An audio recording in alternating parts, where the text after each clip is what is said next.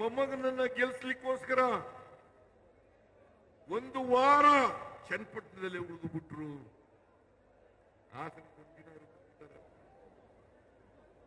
ಯಾವತ್ತಾರೋ ಹಾಸನಕ್ಕೆ ಬಂದಿದ್ದಾರ? ಏನ್ ದೇವೇಗೌಡ, ಕುಮಾರಸ್ವಾಮಿ, ನಿಖಿಲ್ ಕುಮಾರಸ್ವಾಮಿ ಎಲ್ಲ ಕಣ್ಣೀರು ಹಾಕಿದ್ದೇ. ಇಲ್ಲಿ ಪಾಪ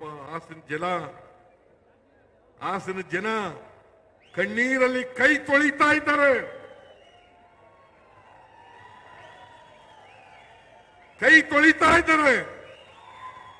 ಎಲ್ಲ ಮಹಿಳೆಯರು ಇವತ್ತು ಆತಂಕದಲ್ಲಿದ್ದಾರೆ.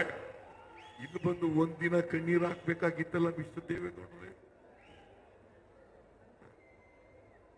ಇಲ್ಲಿ ಬಂದು ಒಂದಿನ ಹಾಕ್ಬೇಕಾಗಿತ್ತಲ್ಲ? ಏನ್ ಕರ್ನಾಟಕಕ್ಕೆ ಅನ್ಯಾಯ ಆಗ್ಲಿಕ್ಕೆ ಬಿಡಲ್ಲ. ಇವತ್ತು ನಬಾರ್ಡ್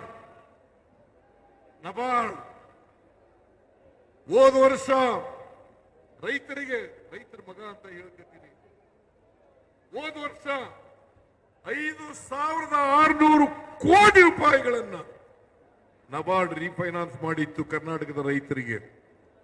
ಈ ವರ್ಷ ಅದು 2,340 ಕೋಟಿ ರೂಪಾಯಿ ಆಗಿದೆ. ಮಣ್ಣಿನ ಮಗ, ರೈತರ ಮಗ ಕುಮಾರಸ್ವಾಮಿ ಕಣ್ಣೀರು ಹಾಕ್ತಾ ಇದ್ದೀರಲ್ಲಪ್ಪ. ಇದು ರೈತರಿಗೋಸ್ಕರ ಕಣ್ಣೀರು ಹಾಕ್ಬೇಕೋ ಬೇಡ? ರೈತರಿಗೋಸ್ಕರ ಕಣ್ಣೀರು ಹಾಕ್ಬೇಕೋ ಬೇಡ?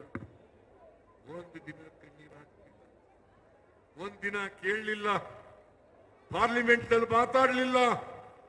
ನಾನು ಬಿಜೆಪಿ ಎಂಪಿಗಳಿಗೆ ಕೇಳ್ತೀನಿ, ಬಿಜೆಪಿ ಎಂಪಿಗಳೇ, ನೀವು ಕೋಲ ಬಸವನಂತೆ ತಲೆ ಅಳ್ಳಾಡ್ಸೋದು ಬಿಟ್ಟುಬಿಡಿ. ಇನ್ಮೇಲೆ ಕರ್ನಾಟಕಕ್ಕೆ ಅನ್ಯಾಯ ಆದಾಗ, ಅನ್ಯಾಯ ಆಗ್ತಾ ಇದೆ ಬಿಜೆಪಿ ಸರ್ಕಾರದಿಂದ ಅಂತೇಳಿ ಎದ್ದು ನಿಲ್ತಕ್ಕಂಥ ಕೆಲಸವನ್ನ ನೀವು ಮಾಡಬೇಕಾಗ್ತದೆ. ಕರ್ನಾಟಕದ ಪರವಾಗಿ ಧ್ವನಿ ಎತ್ತಕ್ಕಂಥ ಕೆಲಸವನ್ನು ಮಾಡಬೇಕಾಗ್ತದೆ.